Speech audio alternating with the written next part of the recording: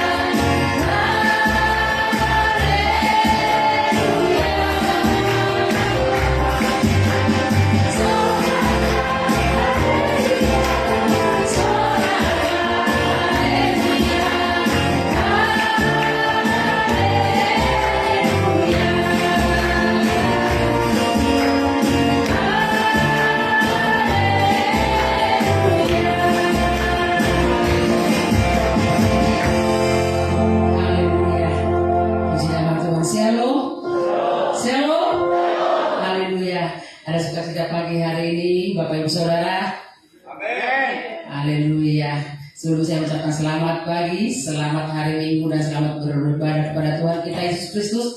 Kita bersyukur pagi hari ini kita adalah orang-orang yang beruntung ketika kita ada di tempat ini. Kita mau menyembah Tuhan kita. Amin. Haleluya. Sebelumnya mari kita berdoa. Haleluya.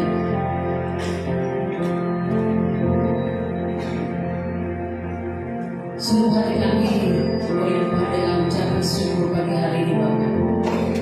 Segala kebaikan-Mu, kemurahan-Mu, pertolongan-Mu, penyertaan Bapa, perkenananmu dalam hidup kami, Bapa. Sepanjang hidup Tuhan, kami mulai di tempat ini.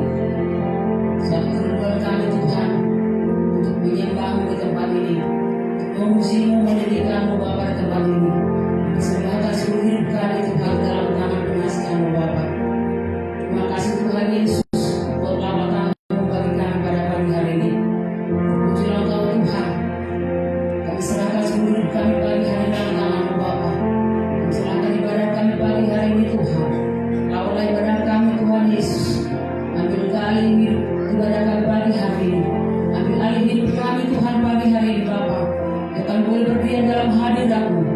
Tuhan Yesus berkati kami Bapa, urapi kami dengan roh-Mu, curahkan roh-Mu bagi kami pagi hari ini, untuk kami boleh persembahkan seluruh hidup kami dalam tangan-Mu Tuhan Yesus. Apapun yang kami naikkan dari tempat ini Tuhan, biarlah itu berkenan di hadirat-Mu Bapa, jadi rupa yang harum di hadirat-Mu ya Bapa. Terpujilah Engkau Tuhan Yesus, bahwa kasih setia-Mu Tuhan tetap kekal sampai selama-lamanya. Dalam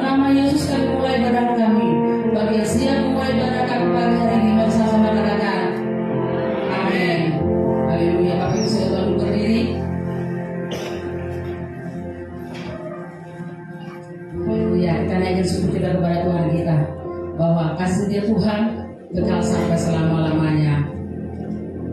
Terima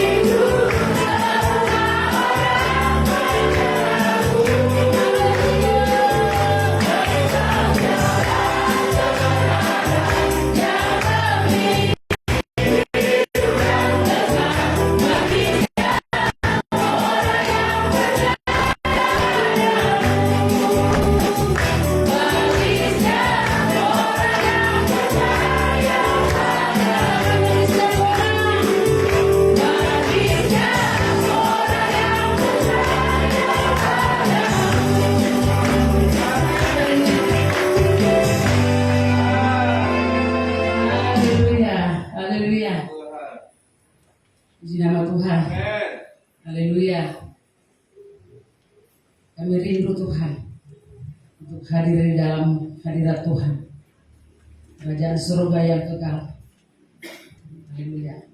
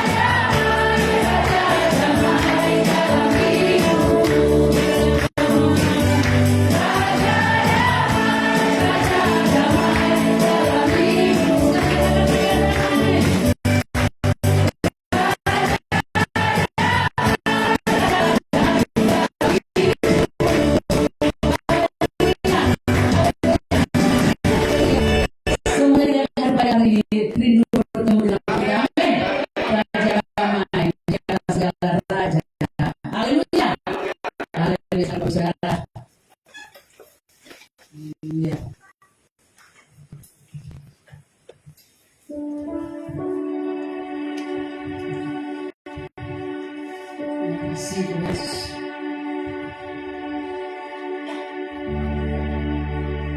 Lebih dari yang kami pinta Tuhan, lebih dari yang kami pinta Tuhan Yesus, Engkau telah sediakan bagi kami Bapa.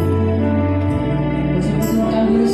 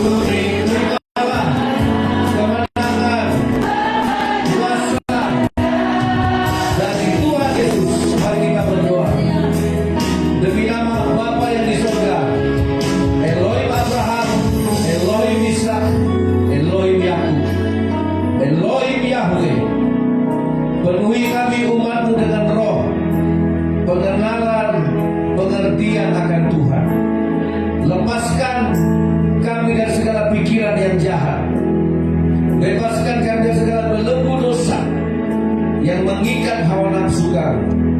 Penuhi kami dengan Roh Kudus. Bukakan yang terselubung, sehingga kami terselubung dari pikiran kami. Untuk kami mengerti kerajaan Allah, kami mengerti kerajaan sorga, kami mengerti pada hari ini. Tuhan, curahkan Roh-Mu, curahkan kuasa-Mu Tuhan. Berkati jemaat-Mu, bangun, dirikanlah jemaat-Mu di atas batu karang yang teguh, supaya alam maut tidak menguasainya. Haleluya, haleluya, amin, amin. Silakan Bapak Ibu duduk. Tuhan Yesus memberkati kita. Shalom, puji Tuhan. Izinkan Roh Kudus bekerja. Bapak Ibu yang dikasih oleh Tuhan, pada hari ini kita akan masuk ke dalam kebenaran firman Allah. Tapi sebelumnya mari dulu kita sama katakan, firman itu adalah Allah, Allah itu adalah firman. Di dalam firman Allah ada Roh Allah. 1, 2, 3. Firman itu adalah Allah, Allah itu adalah firman. Di dalam firman Allah ada Roh Allah. Amin. Haleluya. Saudara yang dikasih oleh Tuhan, mari kita buka kitab Lukas pasalnya yang keempat, ayat 1. Lukas pasal 4, kita akan baca mulai dari ayat 1 sampai nanti ayat yang ke-8. Kita baca berganti-gantian. Baik, beginilah firman Tuhan. Pencobaan di padang gurun. Yesus yang penuh dengan Roh Kudus kembali dari sungai Yordan, lalu dibawa oleh Roh Kudus ke padang gurun. 2, 3. Di situ ia tinggal 40 hari lamanya dan dicobai iblis. Selama di situ ia tidak makan apa-apa dan segala waktu itu ia tidak lapar. Lalu berkatalah iblis kepadanya, jika engkau anak Allah, suruhlah batu ini menjadi roti. Jawab Yesus kepadanya, ada tertulis, manusia itu bukan dari roti saja. Kemudian iblis membawa Yesus ke suatu tempat yang tinggi, dan dalam sekejap mata ia memperlihatkan kepadanya semua kerajaan dunia. Kata iblis kepadanya, segala kuasa itu serta kemuliaannya akan kuberikan kepadamu. Segala semuanya itu telah diserahkan kepadaku, dan aku memberikannya kepada siapa saja yang menghendaki. Jikalau engkau menyembah aku, seluruhnya itu akan menjadi milikmu.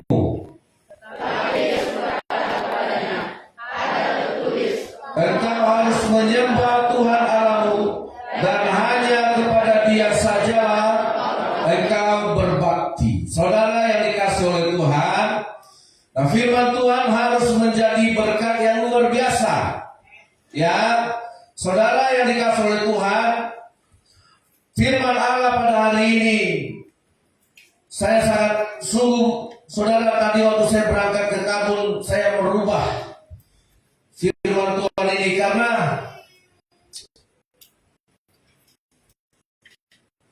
sebenarnya kita rindu menikmati berkat buah dari firman, ya kan?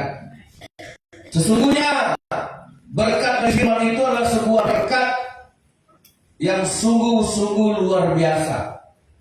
Kalau kita tanam cabai tentu ada buahnya. Kalau kita tanam sawit tentu ada buahnya. Nah, saudara yang dikasih oleh Tuhan, di sini kita mau masuk dalam satu kebenaran bahwa ketika Yesus dicobai oleh iblis, ingat ya, jangan saudara bayangkan Yesus sedang berhadapan dengan iblis muka dengan muka. Ini iblis berbicara tentang pikirannya. Pikiran iblis tipu daya iblis yang mencobai pikiran Yesus. Ya, makanya kalau orang Kristen salah buat keputusan, ada pepatah, salah potong kuku sakit sebulan, ya, atau seminggu lah. Salah potong kuku sakit seminggu, salah potong rambut, ya, malunya sebulan. Gitu. Kalau saya ini nggak salah potong, nggak ada lagi yang dipotong. Salah pilih jodoh, rasakanlah selama-lamanya. Kira-kira gitu. Jadi di titik inilah Yesus dicobai oleh iblis. Ya, karena iblis itu bicara tentang sifatnya. Sifat iblis itu apa, saudara? Penipu. Iblis itu bapa dari segala penipu, pembohong, penipu. Itulah iblis. Jadi jangan saudara bayangkan punya tanduk, itu sih gampang melawannya. 2000 setan diusir Yesus, sekali usir 2000 setan minggat masuk ke babi-babi. Nah, di sini saudara yang dikasih oleh Tuhan, Yesus itu penuh dengan Roh Kudus, lalu dibawa oleh Roh Kudus ke padang gurun, di tempat yang panas, di tempat yang menderita, di tempat yang tidak nyaman. Saudara yang sekali dikasih oleh Tuhan, sekarang banyak orang mencari tempat yang nyaman. Anak-anak muda sekarang suka yang nyaman, yang worth it. Nongkrong di kafe cari yang nyaman, ya, yang ada wifi-nya, ya kan, yang ada sofanya. Ya, termasuk hamba-hamba Tuhan keluar dari sekolah Alkitab, diutus ke satu tempat, langsung ditanyanya, di sana ada jaringan nggak? Kalau nggak ada jaringan dia nggak mau. Ada yang begitu, saudara. Nah, Yesus dibawa oleh iblis ke padang gurun. Ini fase di mana perjalanan hidup menyakitkan jasmani kita, iya kan? Tidak mengenakan daging kita. Disitulah Yesus berpuasa selama 40 hari dan 40 malam. Selama di situ ia tidak makan apa-apa. Dan sesudah waktu itu dia lapar. Lalu berkata iblis, jika engkau anak Allah, suruhlah batu ini menjadi roti. Karena yang diperlukan orang lapar itu roti. Ya, yang diperlukan orang lapar itu roti. Sama dengan kita. Yang kita cari itu makanan. Yang kita butuhkan itu uang. Nah, tetapi jawab Yesus kepada iblis, ada tertulis, manusia hidup bukan dari roti saja. Inilah yang mau saya sampaikan. Apakah kita sudah hidup dari firman Allah? Apakah saudara sudah dihidupkan oleh firman Allah? Sedangkan secara jasmani saja, makanan itu macam-macam. Ada yang makanan pokoknya sagu, hidup, ya kan? Ada yang makanan pokoknya jagung, hidup. Sedangkan secara jasmani beda-beda makanan pokok orang.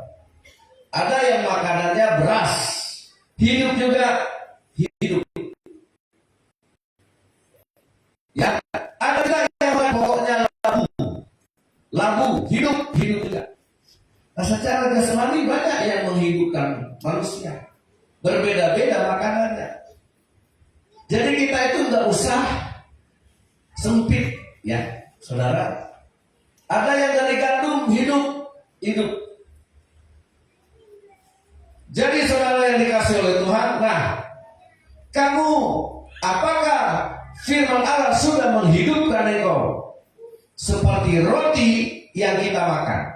seperti sagu, seperti jagung, seperti ubi, seperti labu.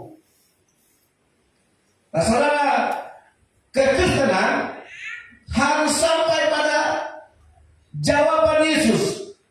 Ada tertulis manusia hidup bukan dari roti saja, tetapi dari setiap firman yang dikatakan oleh Allah. Amin. Nah, bagaimana kita dihidupkan oleh firman Allah? Nah, saudara mau dihidupkan oleh firman Allah, diberkati oleh firman Allah sebagai roti, karena orang Kristen itu punya dua sumber, yaitu roti hidup, firman Allah sendiri. Nah, kita lihat Ulangan. Saudara, Ulangan pasal yang ke-8. Ulangan pasal yang ke-8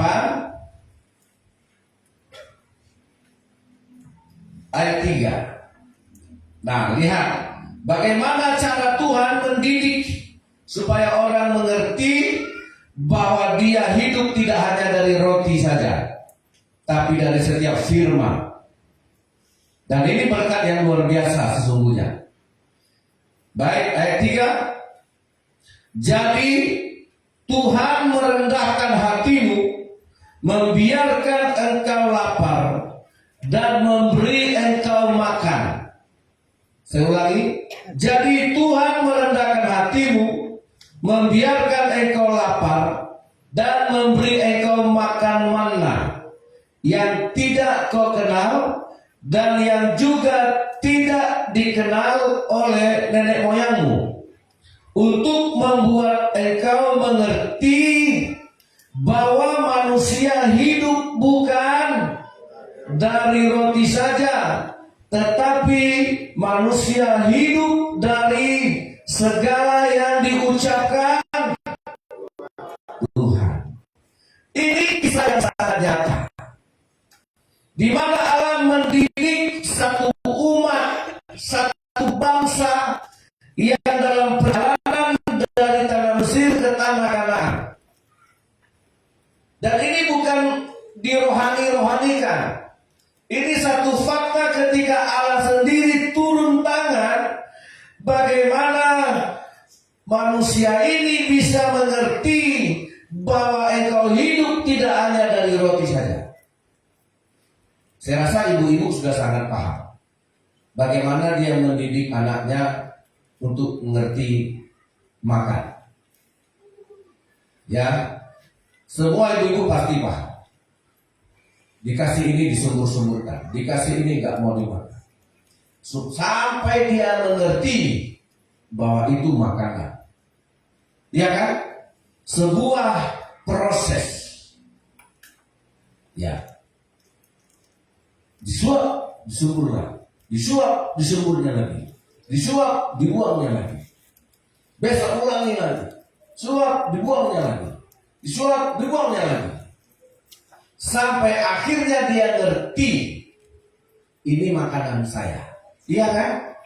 Secara jasmani saja kita bergumul, saudara, dia gendong, dia kepik, ya kan? Kalau kita disuapin, dilarikan mulutnya, dilarikan ke sini. Susah sekali untuk mendidik anak itu mengerti bahwa itu makanan. Ya, di YouTube kasih sekali cara menghasilkan banyak.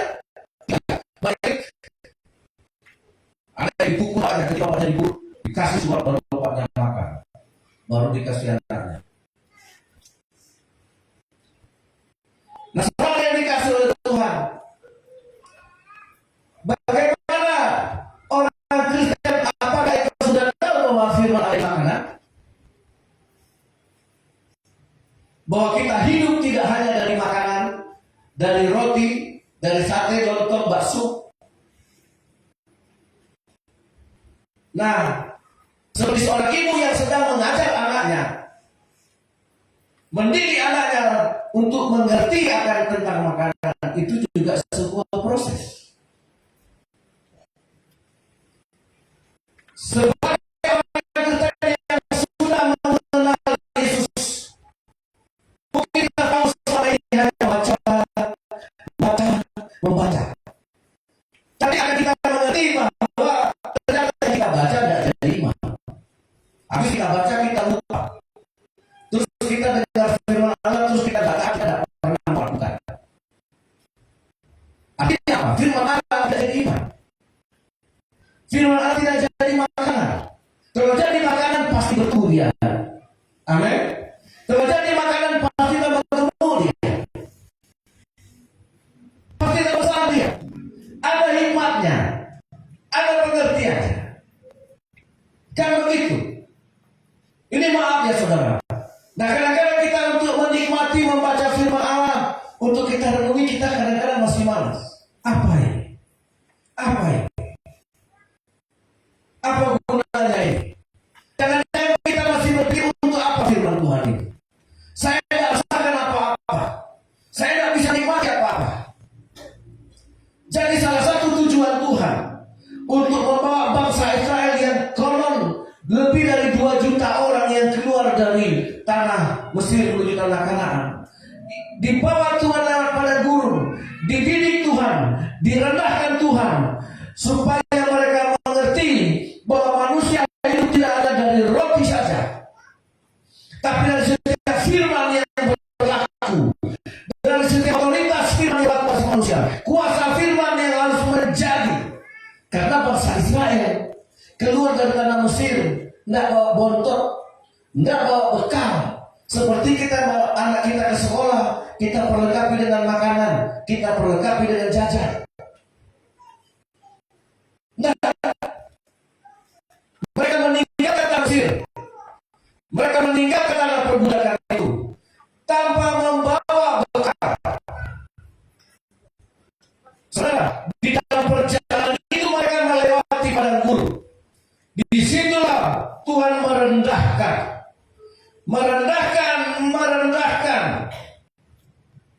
dengan mana dia berikan makanan tiap pagi, supaya manusia itu hidup mengerti bahwa engkau dihidupkan oleh firman Allah.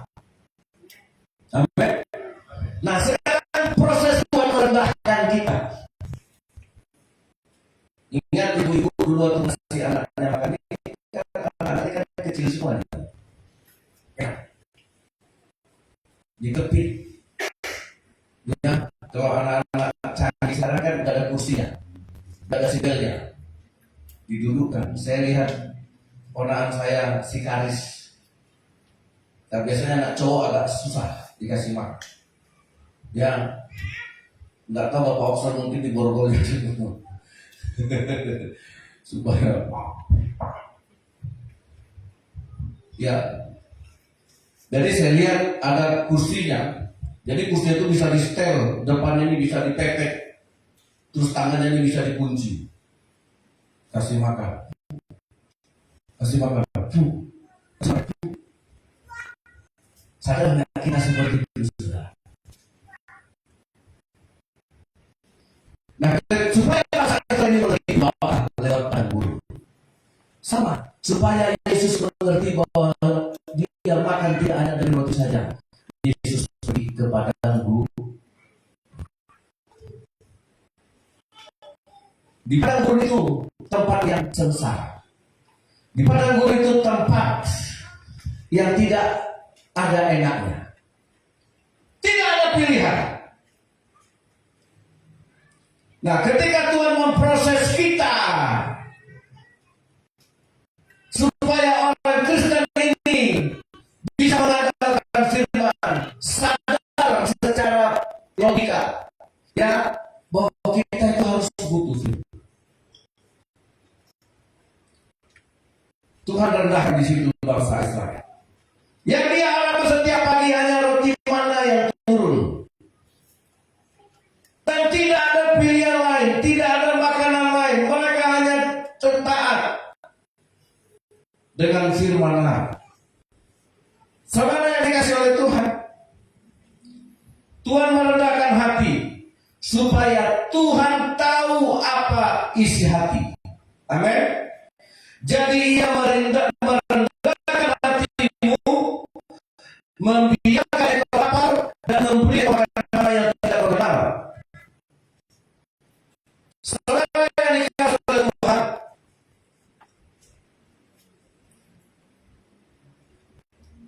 di dalam ayat yang kedua dikatakan, Ulangan 8 ayat 2, ingatlah kepada seluruh perjalanan yang kau lakukan atas kehendak Tuhan Allahmu di padang gurun selama 40 tahun ini dengan maksud merendahkan hatimu dan mencobai engkau untuk mengetahui apa yang ada di dalam hati. Jadi kalau Tuhan mau melihat hati kita, apakah ada firman? Halo? Nah, saudara, apakah ada firman? Dia cobai untuk melihat ada firman tidak di hati. Ketika Adam dan Hawa jatuh dalam dosa, saudara tahu firman Allah itu tidak ada di hati Adam, walaupun Adam sudah dikasih firman.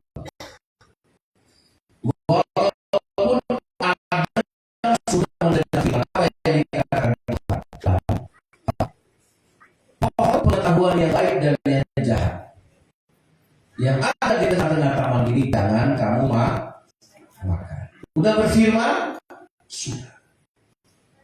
Pada waktu engkau memakannya, engkau akan mati. Firman Tuhan ini ketemu nggak di hatinya?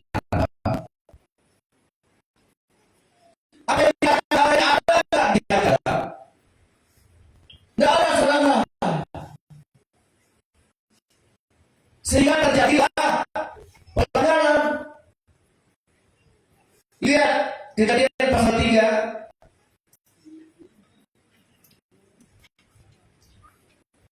ayat, kalau saya nggak salah ayat 17 itu. Nah,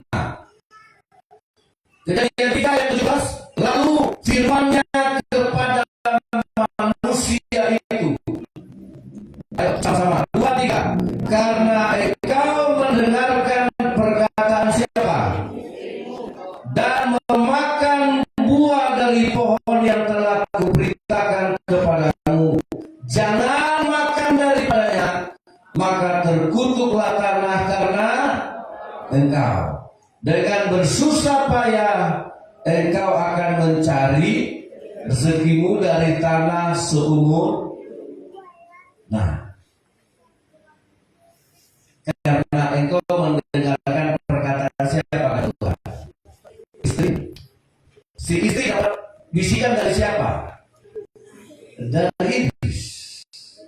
Terus firman yang dikatakan Tuhan di mana? Tidak ada. Nah, saudara, terus firman yang pernah diucapkan Tuhan jangan kau makan di mana? Tidak masuk. Itu makanya saudara, Allah ingin melihat apakah ada firman di hati kita. Amin. Kalau tidak, terjadi hanya pelanggaran.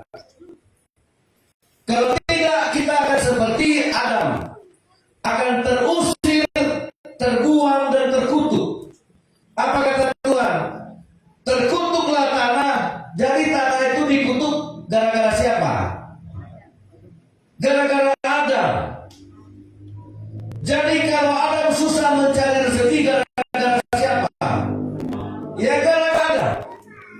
Saudara bisa bayangkan hilangnya firman dari hati manusia itu akibatnya apa?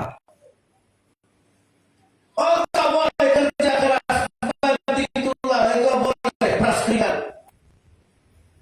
Sama kata Salomo. Kalau orang menebang pohon dengan kapal yang tumpul, dia akan menguras tenaganya sekeras-kerasnya. Karena dia menggunakan kapal yang tumpul untuk menumbangkan satu pohon. Akan capek. Tetapi kalau orang menumbangkan pohon dengan kapak yang tajam, dia akan mengurangi tenaganya. Amin. Saudara, kalau engkau mengandalkan firman,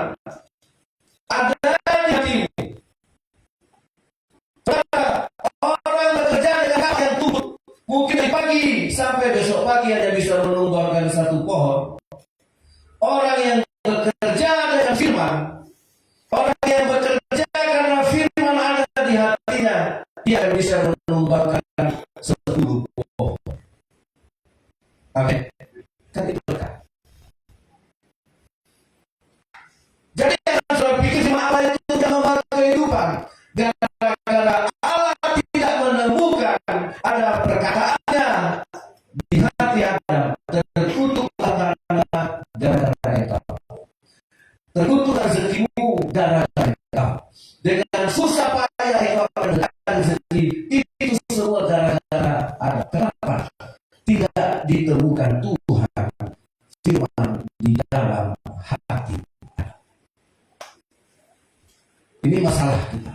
Masuk telinga kiri, keluar telinga kanan.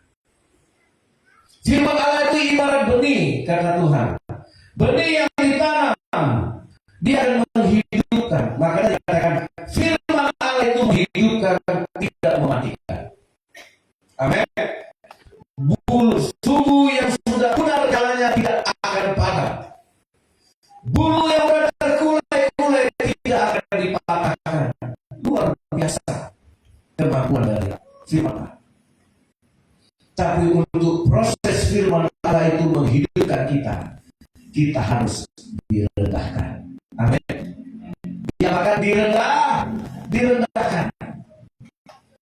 Makanya dikatakan Tuhan, oh aku sengaja membuat engkau lapar. Aku sengaja membuat engkau mati pada gurun. Aku sengaja merendahkan hatimu supaya engkau sadar bahwa engkau makan tidak hanya dari roti, tapi dari firman. Itulah Tuhan mendidik kita. Nah, sekarang kita ingin mendapat berkat Tuhan, buah dari firman Allah, buah dari perkataan Tuhan itu kehidupan dengan berkat yang tak tertampung sama kita. Dengan berkat yang tak terhingga. Ketika firman Allah itu berhasil tumbuh dalam hati seseorang, itu akan menjadi berkat yang berkelimpahan. Ada amin. Tapi maukah kita direndahkannya?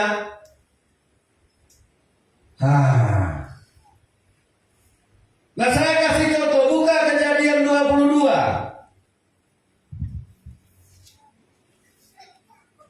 Kejadian 22 ayat 1. Saya baca, Bapak Ibu baca ayat 2. Setelah semuanya itu Allah mencoba Abraham, sama dengan tadi, Allah mencoba umatnya, merendahkan hatinya, supaya Allah tahu apa yang ada dalam hati kita. Suatu hari Allah juga mencoba Abraham. Apa pencobaannya? Ia berfirman kepada Abraham, lalu sahutnya, ya Tuhan, silakan 2-3.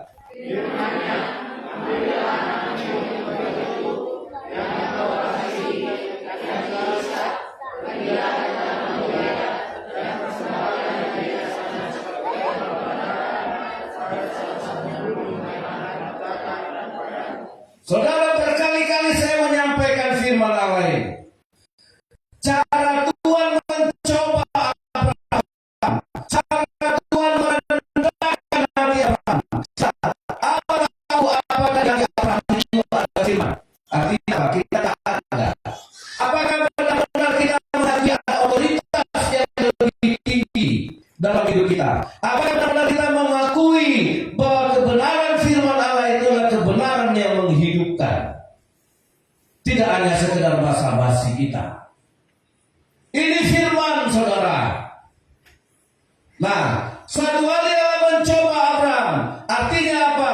Mengizinkan satu penderitaan untuk Abraham. Apa kata Tuhan? Anakmu yang tunggal, satu-satunya anak yang kau punya, korbankan kepadaku. Menderita, direndahkan, menderita, diturunkan oleh Tuhan. Karena apa? Kan aku yang ngasih anak itu. Tuhan yang benar, engkau berkata Tuhan yang beri, Tuhan yang mengambil, terpujilah nama Tuhan. Banyak orang bilang hidup ini anugerah, hidup ini kemurahan Tuhan, tapi ketika Tuhan minta kita tidak kasih. Kita bilang hidup ini anugerah, kita bilang anak ini anugerah, kita bilang pekerjaan kita ini berkat Tuhan, kita bilang usaha kita ini maju karena berkat Tuhan. Ketika Tuhan bilang serahkan kepadamu, Tuhan nanti aja. Halo? Ya, sama dengan yang pernah saya saksikan, seorang pemuda yang gagah ganteng jadi pilot. Oh, bapaknya bangga. Dia kan anak jadi pilot untuk pesawat Qatar. Di arisan diceritakan, di kumpulan keluarga diceritakan. Dia kan jadi omongan yang manis. Oh, betul anak ini jadi berkat buat saya. Anak ini memang anugerah Tuhan. Wah, dia sayang dengan anaknya. Anak ini manis, baik, sukses. Dia kerja di Qatar Airlines, itu termasuk salah satu airlines yang termewah di dunia. Satu hari anak yang dipuji-puji ini yang dia bilang anugerah Tuhan, yang dia bilang ini anak berkat dari Tuhan. Satu hari anak ini bilang, "Ma, aku mau jadi pendeta." Tambah senang atau tambah sedih? Dan Tuhan. Wah. Jadi kenapa kalau jadi pendeta? Setuju orang, oh enggak setuju, tapi dari Tuhan. Tapi ini berkat Tuhan. Nah kadang-kadang kita itu saudara, Tuhan itu belum menghidupi. Kita hanya mau terima, tapi memberi enggak mau. Kalau ketika Abraham kau akan punya anak di usia 100 tahun. Abraham senang lompat girang-girang. Akhirnya ya sama dengan namanya. Akhirnya umur satu menikah. Ya. Maka Tuhan anakmu yang kuberikan itu lagi. Waduh. Bilang saudara. Akhirnya saudara, anak ini bilang sama mama papanya, aku berhenti di pilot. Saya mau jadi hamba Tuhan. Dia berhenti. Dan dia sekarang jadi hamba Tuhan. Saudara yang dikasih oleh Tuhan. Karena dia tahu panggilan. Sementara orang tuanya ketar-ketir. Ya, tidak lagi diceritakan di arisan.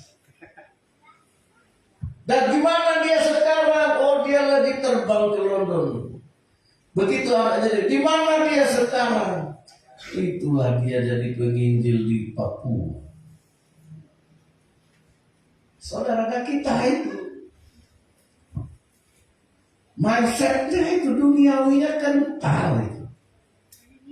Makanya untuk dihidupkan oleh firman Allah, Allah harus merendahkan hati Abraham. Kalau menderita daging tidak aman, tapi lihat apakah firman Allah itu merugikan engkau atau menguntungkan engkau. Firman Allah itu berbuah 30 kali lipat, 60 kali lipat, 100 kali lipat. Amin. Nah, tiga untungnya kita mau. Tapi ketika Tuhan merendahkan kita, daging kita berontak. Daging kita setuju. Tapi Tuhan apa? Sebab kita bangga, bahagia dan gembira menerima Ishak. Seperti itu juga dia bangga, dia bahagia menerima untuk memberikan Ishak kembali kepada Tuhan. Tuhan yang memberi, Tuhan yang mengambil. Terpujilah nama Tuhan. Amin. Nah, ini proses di mana Allah merendahkan Abraham. Sadarkah kita ketika Allah memproses kita untuk direndahkan, daging kita sakit, daging kita tidak terima. Tapi lihat Abraham. Kita baca ya saudara. Karena Abraham ini adalah seorang yang percaya Dia mempunyai kemampuan iman sepakat dengan seperti lagu tadi. Aku punya Tuhan yang besar, yang telah berjanji dan sanggup menggenapi imanku. Iman bersepakat itu iman yang lengket, nggak terpisah. Nah, iman Abraham itu nyatu dengan Tuhan sehingga dia punya kemampuan bahwa firman Allah ini akan menjadi berkat yang besar, sekalipun dengan cara Tuhan merendahkannya. Ya, kita ikuti pelan-pelan. Saya baca ayat 6, nanti baca ayat 7. Lalu Abraham mengambil kayu untuk korban bakaran itu dan memikulkannya ke atas bahu Ishak, anaknya. Sedang di tangannya dibawanya api dan pisau. Demikianlah keduanya berjalan bersama-sama. 2, 3.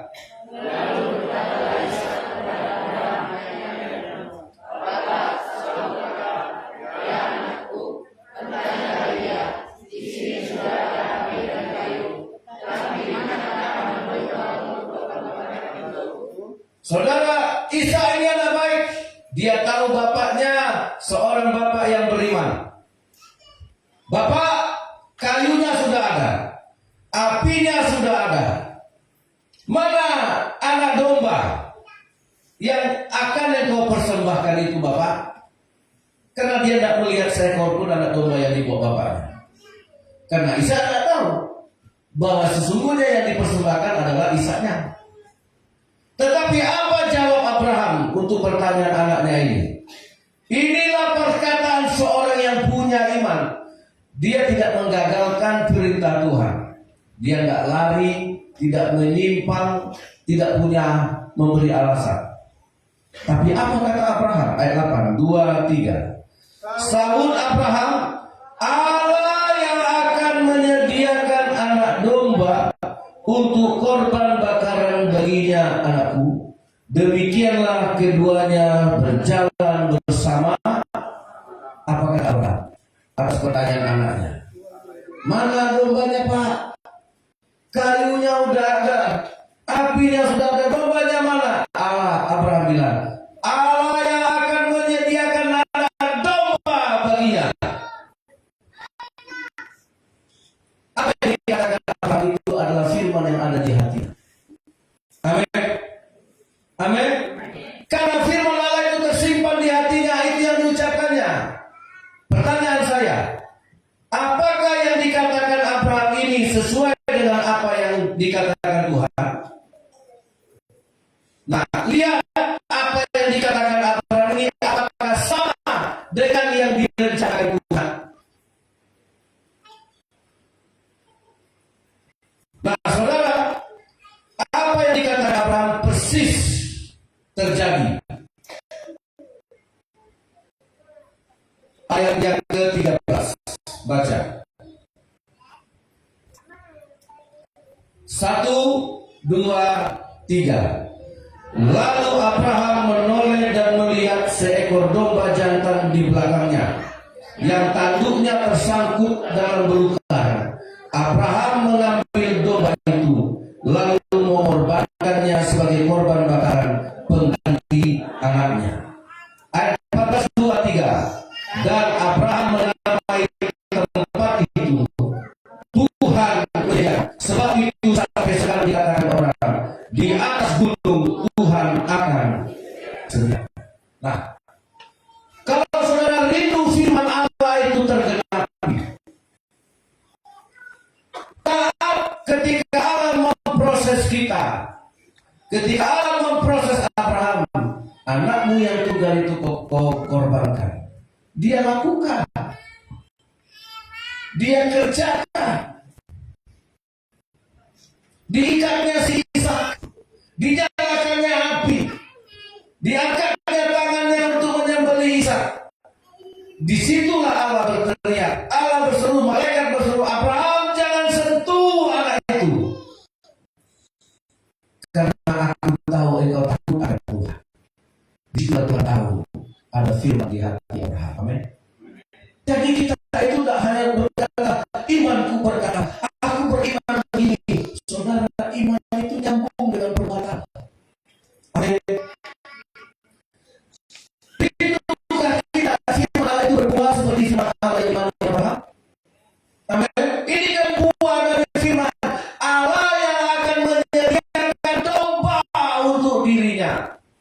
Terjadi karena firman yang diucapkan Abraham adalah firman yang ada di hati. Amin.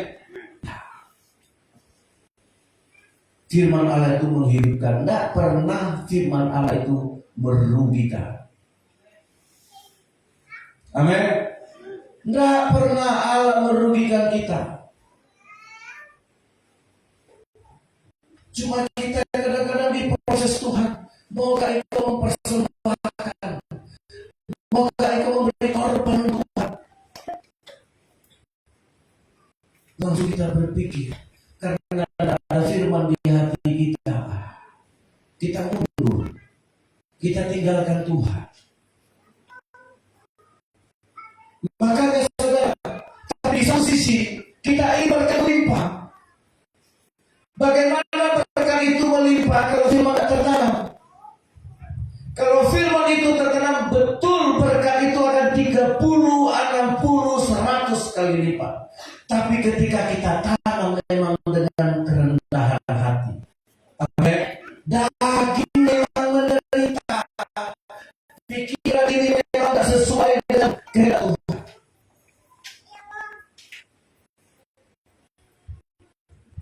Kalau saudara menikmati, tidak pernah orang yang berkorban suatu harga kekuatan.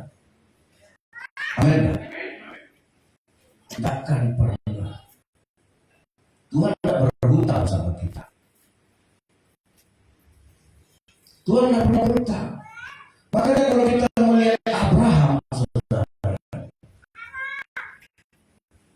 Abraham itu orang yang paling kaya. Dikarenakan dia diakui sebagai raja.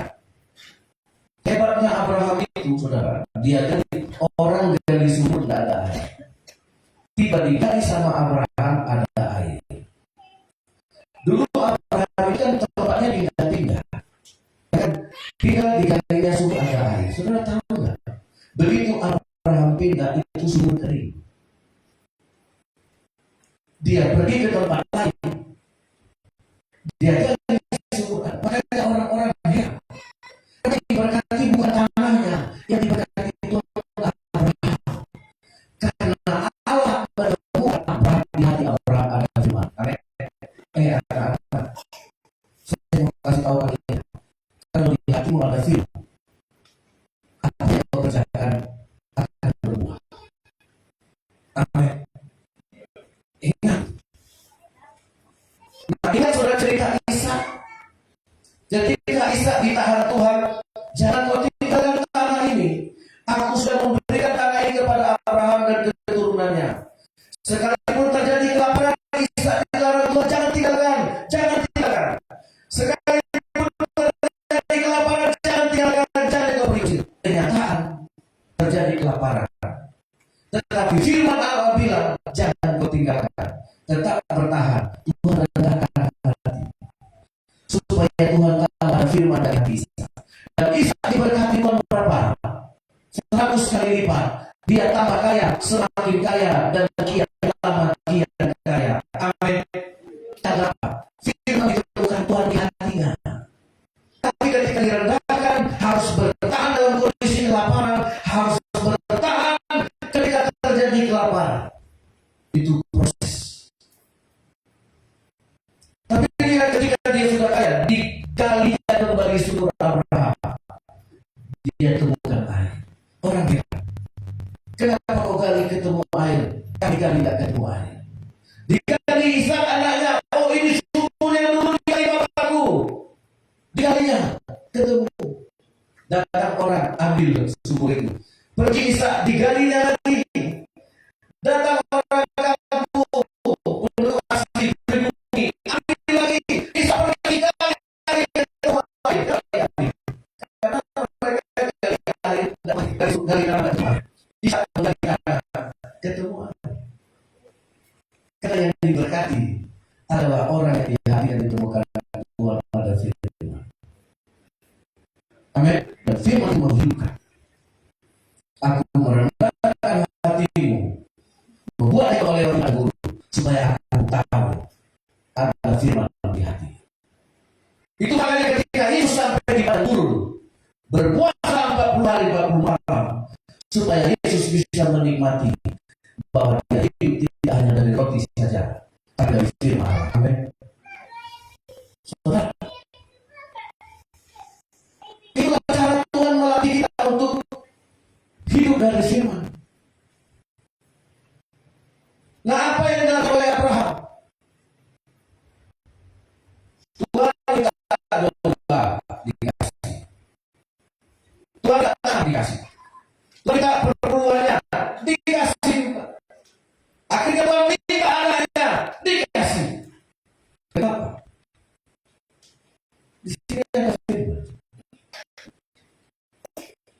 Jadi ketika berkorban sama Tuhan, pernah saudara merasa sakit? Seperti sakitnya Abraham harus memberikan anak. Seperti menderitanya Abraham ketika anak satu-satunya yang dia terima harus dia kembalikan kepada Tuhan. Pernah? Nikmati bahwa firman Allah menghidupkan, tidak pernah mematikan. Amin. Mulai ekonomi kita ibarat apa namanya, ibarat sumbu udah pudar nyalanya. Dulu kita suka pakai sumbu kompor ya, sekarang udah jarang ya. Makanya kalau sumbu yang udah nyalanya anak sekarang gak ngerti.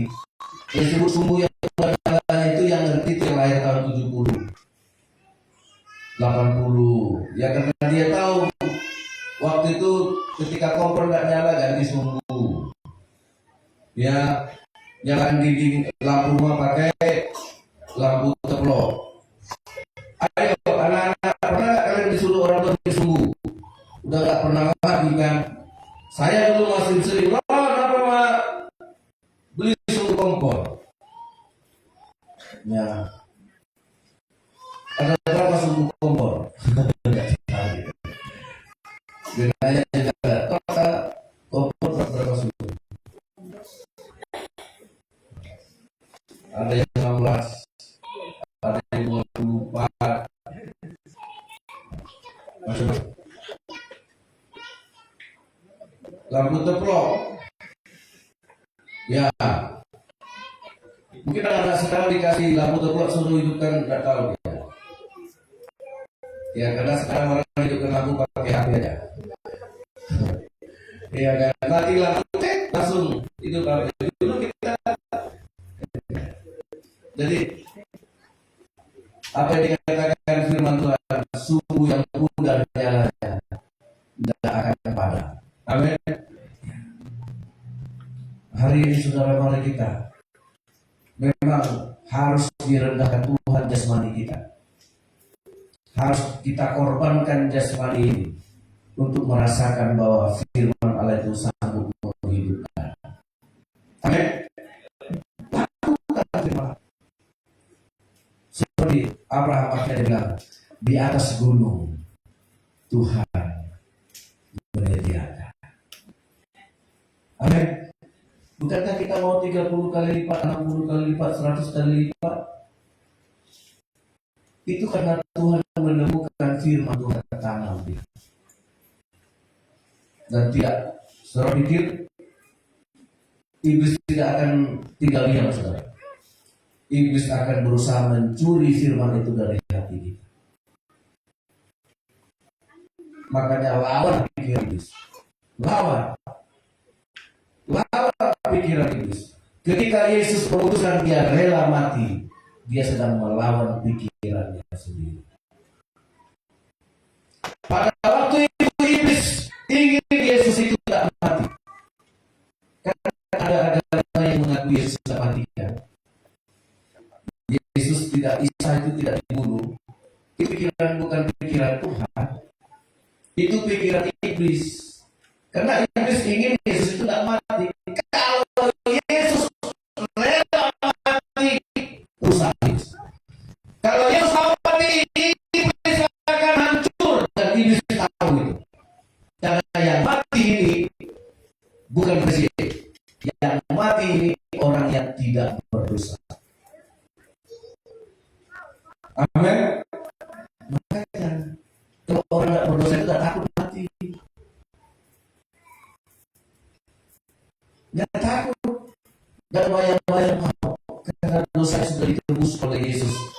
sampai selesai. Amin. Ini semuanya Yesus itu jangan mati. Mau Yesus itu kabur. Seperti apa yang Yesus bilang. Tapi Yesus memutuskan, ya, saya akan turun ke lembah maut, ambil kunci maut. Di mana saya bisa mengambil kunci maut kalau saya tidak mati? Dan ketika Yesus tidak berdosa mati, dan dia bilang, Bapa, kepada aku serahkan nyawaku. Dan itulah yang membuat Yesus gentar. Kematian Yesus akan membuat dia kalah. Bukan Yesus yang kalah. Jadi ketika kita berkorban, kita direndahkan Tuhan, daging kita diambil korban. Disitulah kita akan melihat satu kebangkitan. Saudara, latih anak-anak yang memberi ya Bapak Ibu. Kita suruh anak kita les kita beri. Saya satu kunci yang saya mau. Kalau mau diberkati, memberi. Maka jadi anak-anak saya latih memberi. Pelajaran itu akan dinikmatinya sampai kekal. Ada beberapa orang tua yang berpikir untuk membantu, memberi, berkorban. Saya ada. Saya suruh, saya latih. Itu pelajaran dari Tuhan. Iya. Ayo, ajar anak kita. Kalau mau dia nanti terbang setinggi-tinggi yang berkati Tuhan, dia tidak sombong. Dia hati berkata itu kunci. Itu kunci.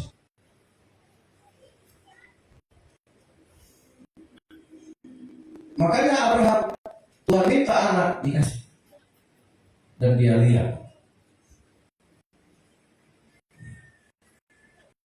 Latih dia, jangan latih untuk menerima, latih untuk memberi. Kita berdoa.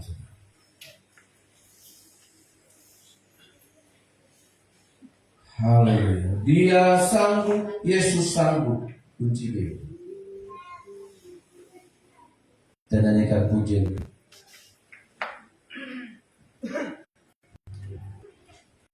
Tidak ada di komputer yang bisa banyak bantu. Yesus Tuhan mulia. Dia sanggup, Yesus sanggup. Dia sanggup, Yesus sanggup melakukan perkara yang besar.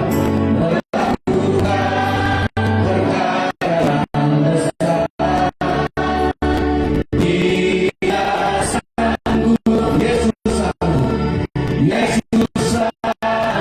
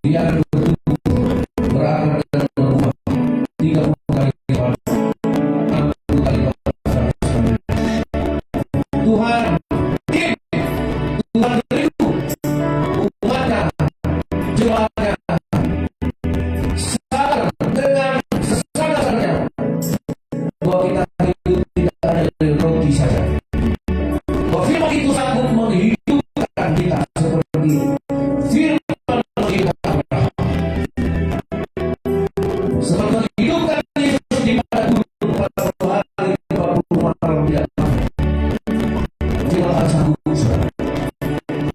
Jangan engkau khawatir, jangan engkau cemas dengan jasmani, dengan pikiran kita yang menyangka, meragukan pasal firman. Tuhan ingin meredakan hatimu, menyangka dagingmu, supaya Tuhan tahu benarkah firman itu hidup di dalam hati kita.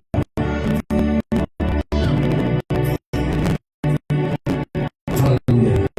Dan takut berkorban bagi Tuhan. Terima kasih Tuhan Yesus. Rendahkan hati kami Tuhan. Karena kami terlalu mengandalkan makanan-makanan dunia. Kami terlalu fokus, terlalu mengandalkan duniawi itu. Kami lupa bahwa firman Allah yang menopang seluruh dunia ini adalah firman yang hidup, yang Tuhan tanam di hati kami. Kami rindu Tuhan, melihat firman itu ada di hati kami. Kami tak mau seperti Adam yang melakukan sesulit-sulitnya, terkutuk dalam segala hal, karena Tuhan tidak menemukan firman di hati. Karena yang itu ada pada hati. Hari-hari kami terima firman, sekalipun kami harus direndahkan, diuji seperti Abraham. Karena kami tahu firman itulah yang menghidupkan kami. 30, 60 bahkan 100. Di dalam nama Yesus diberkatilah. Diberkatilah yang percaya kepada firman Tuhan. Diberkatilah yang menaruh firman ini di dalam hatinya. Berbahagialah orang yang menyimpan kebenaran Tuhan. Tuhan memberkati. Segala perkara yang bisa tertulis firman kami tolak dalam nama Yesus. Kami ingin firman Allah ini berbuah 30 kali lipat, 60 bahkan 100 kali lipat. Karena firman itu menghidupkan, tidak pernah mematikan. Haleluya. Kenapa berdoa bagi jemaatmu Tuhan? Mungkin ekonominya sudah mulai terkulai, keadaan pekerjaan kesulitan, seperti sumber sudah mulai pudar. Firman-Mu berkata, sumber yang mulai pudar padat. Firman-Mu berkata, bulu yang sudah terkulai tidak akan patah. Karena firman akan digenapi. Dan firman ini ada hati kami. Berkatilah yang menerima firman ini, supaya kami tetap setia kepada Tuhan, sekalipun kami harus menyangkal daging dan setuju dengan sepakat dengan kehendak Tuhan, seperti Abraham sepakat dengan kehendak Tuhan. Demikian kami sepakat. Bapa yang di surga, adalah kerajaan-Mu, dan jadilah kehendak-Mu. Haleluya. Amin. Tuhan Yesus memberkati.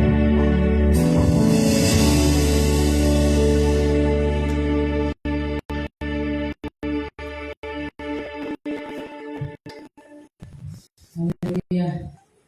Saya dengan hari ini diberkati oleh Tuhan. Amin. Amin. Haleluya. Sebelum bersahabat, kita berdoa. Haleluya. Terima kasih Bapak. Terima kasih buat kekuatan-Mu dan ibadah kami hari ini Bapak. Percaya Tuhan, kita kami dalam Engkau, Kau juga ada dalam kami Bapak. Silakan Yesus. Tuhan sudah berterima kasih buat firman yang sudah kami dengar, buat membawa kita tempat ini. Tuhan, Tuhan berdiri dalam hati kami, dalam hidup kami. Kami tahu bahwa kita menghidupkan kami, memberikan kekuatan, memberikan kemenangan, memberikan kami Tuhan kesembuhan Bapak, pemulihan terjadi dalam Tuhan Yesus.